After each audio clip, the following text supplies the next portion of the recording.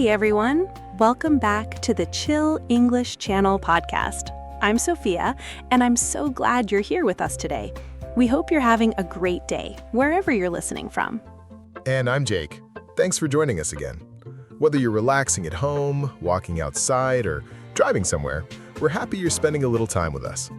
Today's topic is something we've all said before.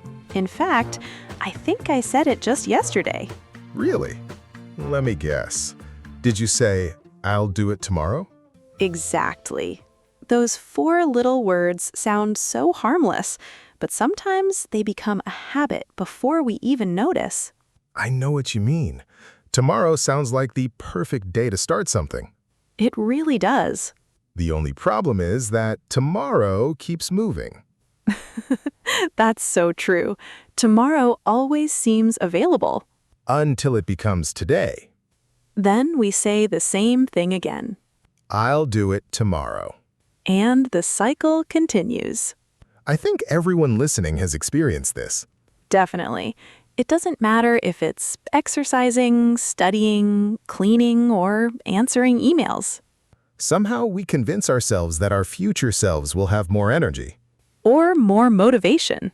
Or more free time. But somehow that future version of us never appears. It's almost like we're waiting for a superhero. Exactly. We imagine tomorrow, Jake, or tomorrow, Sophia. They're always more organized. They're more productive, too. And somehow they wake up excited to do every difficult task. I wish that version of me existed. Me too. The funny thing is that we're usually very optimistic about tomorrow. But we're not always realistic. That's a better word. We expect tomorrow to solve today's problems. Even though tomorrow usually looks a lot like today. That's something I learned the hard way. Really? Oh, yes. Tell us what happened. A few months ago, I decided I wanted to organize my apartment. That's a great goal. It was. So what happened?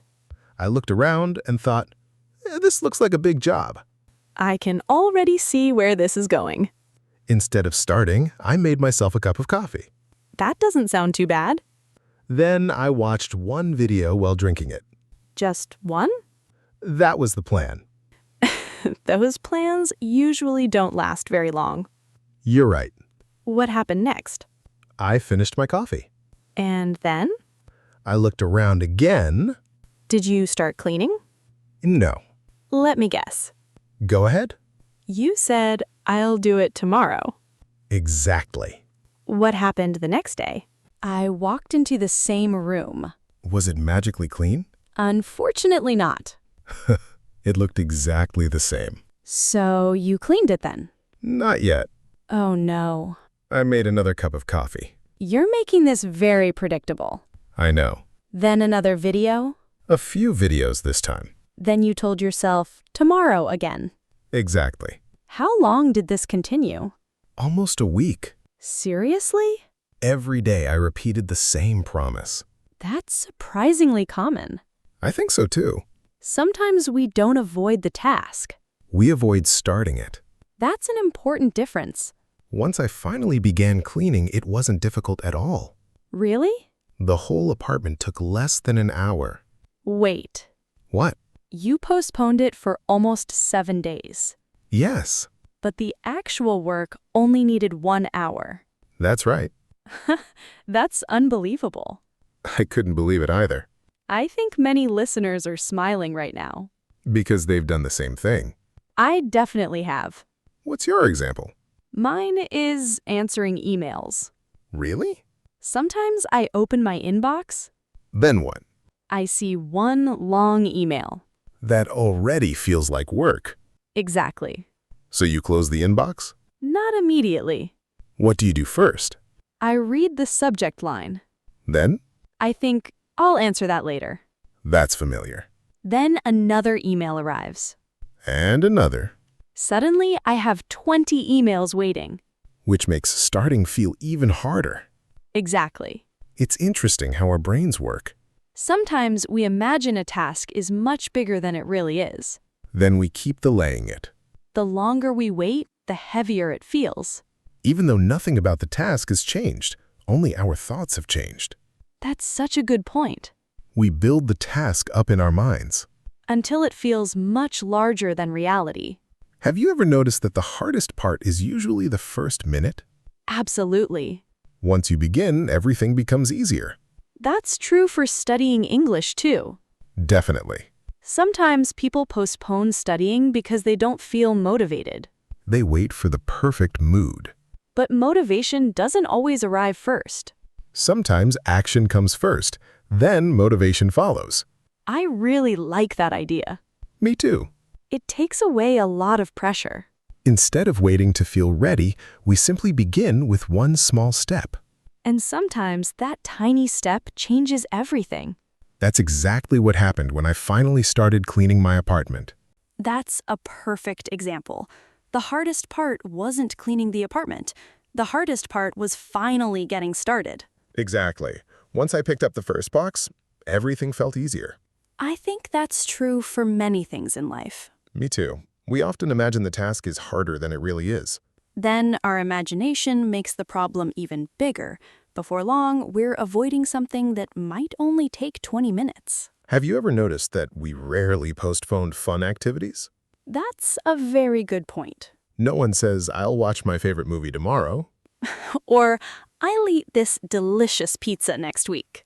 Exactly. We usually do enjoyable things right away, but difficult tasks somehow become tomorrow's problem. Why do you think that happens? I think part of the reason is emotion. What do you mean? Sometimes a task makes us feel uncomfortable. Because it looks difficult? Or boring. Or stressful? Exactly. Instead of dealing with that feeling, we escape it.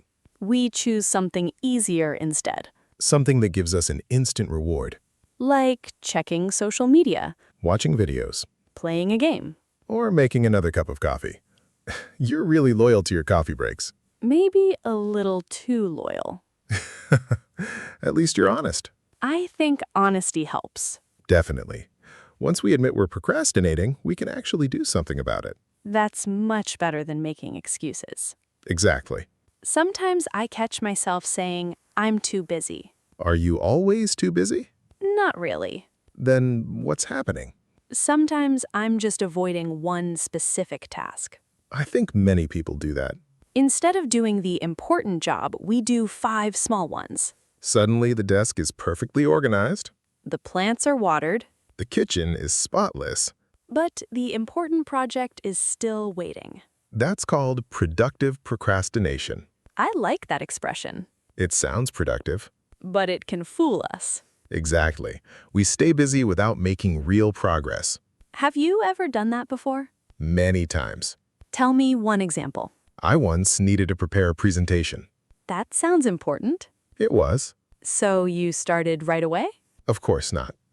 I had a feeling. First, I cleaned my desk. That doesn't sound too bad. Then, I organized my computer files. Very productive. Then, I updated 3 apps. Interesting. Then, I answered messages. Let me guess. Go ahead. The presentation was still untouched? Exactly. Looking back, was any of that necessary? Some of it was. But not at that moment. Right. The presentation should have been first. Instead, I filled my day with easy tasks. That made me feel productive. But I wasn't moving toward my real goal. That's an important difference.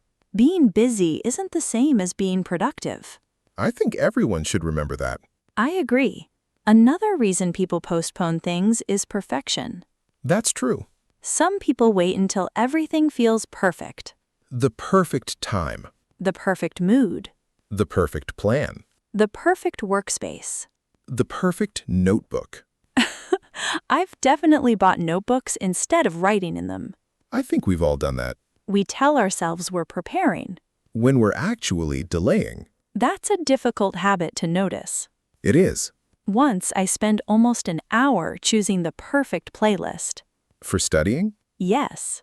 Did you finally study? Eventually. How long? About 25 minutes. So you spent more time choosing music than studying. When you say it like that, it sounds ridiculous. Sometimes we need to hear it out loud. That's true. Perfection can quietly become another excuse.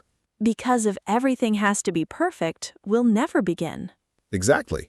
I once heard a simple saying, What was it? "Done is better than perfect." I really like that. It reminds us that progress matters more than perfection. That's especially true for learning English. Definitely. Many learners wait until they know every grammar rule. Before they start speaking. But that day never comes. Nobody knows everything. Even native speakers make mistakes. That's completely normal. The best way to improve is to use the language. Even if you make a few mistakes. Every conversation teaches you something. Every mistake becomes a lesson. That's a much healthier way to think. Instead of chasing perfection, we can simply chase progress. And every small step brings us a little closer to where we want to be. I really like that idea. Chasing progress feels much less stressful than chasing perfection. I agree. Progress gives us something we can build on every day. Before we finish, let's share a few simple ways to stop saying, "I'll do it tomorrow." Great idea. These are things that anyone can try today. The first tip is to make the task smaller. Much smaller than you think. Instead of saying, "I'll study English for an hour," say, "I'll study for 5 minutes." 5 minutes sounds much easier. Exactly. Most people can find 5 minutes. The funny thing is that once you begin, you'll often keep going. That's happened to me many times. Me too. I'll tell myself I'll read 1 page. Then what happens? 20 minutes later, I'm still reading. That's because starting changes everything. Another helpful tip is to stop waiting for motivation. That's an important one. Motivation comes and goes. But habits stay much longer. Exactly. If we only work when we feel motivated, we'll miss many opportunities. Some days you'll feel excited, other days you won't. Both days still count. That's a healthy way to think. Another trick I like is setting a timer. I use that one all the time. Really? Yes, I'll tell myself I only need to work for 10 minutes. Does it help? Almost every time. Why do you think that is? Because 10 minutes doesn't feel scary. That's true. Once I begin, I usually forget about the timer. The difficult part disappears. Exactly. Another thing that helps me is removing distractions first.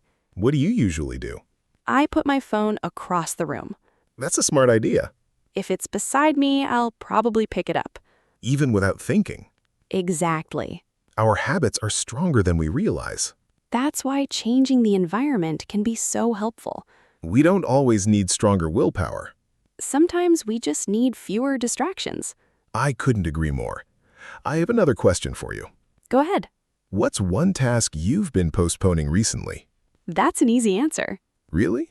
I've been meaning to organize thousands of photos on my computer. Thousands? Unfortunately, yes. That sounds like a huge project. That's exactly why I keep avoiding it. Have you started yet? Not really. What would happen if you organized just 50 photos today? That actually sounds possible. You wouldn't need to finish everything. I'd just need to begin. Exactly. That's a much better goal. What about you? Is there anything you've been putting off? There is. Tell us. I've been meaning to clean out one closet at home. How long has it been waiting? Let's just say longer than I'd like to admit. That's a very careful answer. I know. What's stopping you? Every time I open the door, it looks overwhelming. But you don't have to clean the whole closet. That's true. You could organize one shelf. Or even one small box. Exactly. I think I'll do that this evening. Not tomorrow. No, not tomorrow. I like hearing that. Me too. It's funny how one small decision can completely change our mindset. Instead of saying, "I'll do it tomorrow," we can ask a different question. Which question? What's one small thing I can do right now? I love that. It feels much more encouraging. And much more realistic. We don't have to finish everything today. We just need to move a little closer. That's how real progress happens. One step at a time. The same idea works for learning English. Absolutely. Don't wait until you have the perfect schedule. Or the perfect textbook. Or the perfect accent. Just start speaking. Listen to one podcast. Learn one new word. Read one short article. Watch one video in English. Those small actions add up over time. One day you'll look back and realize how much you've improved. That's one of the most rewarding feelings. It really is. Before we wrap up, let's leave our listeners with one simple challenge. I like that idea. Think about one thing you've been saying you'll do tomorrow. It could be anything. Maybe it's exercising. Maybe it's studying English. Maybe it's calling a friend. Or finally cleaning that messy drawer. Whatever it is, don't wait for tomorrow. Spend just 5 minutes on it today. 5 minutes is enough to get started. And getting started is usually the hardest part. Once you've taken that first step, the second one feels much easier. Then tomorrow won't be carrying today's unfinished work. We hope today's conversation helped you think differently about procrastination. Remember, everyone puts things off sometimes. The goal isn't to become perfect. The goal is to keep moving forward even if the steps are small. Thanks so much for spending part of your day with us. We always appreciate you choosing the Chill English podcast. Keep practicing your English, keep believing in yourself, and remember that progress begins with one small action. Take care. Have a wonderful day, stop waiting for the perfect tomorrow, and we'll see you again very soon. Bye, everyone.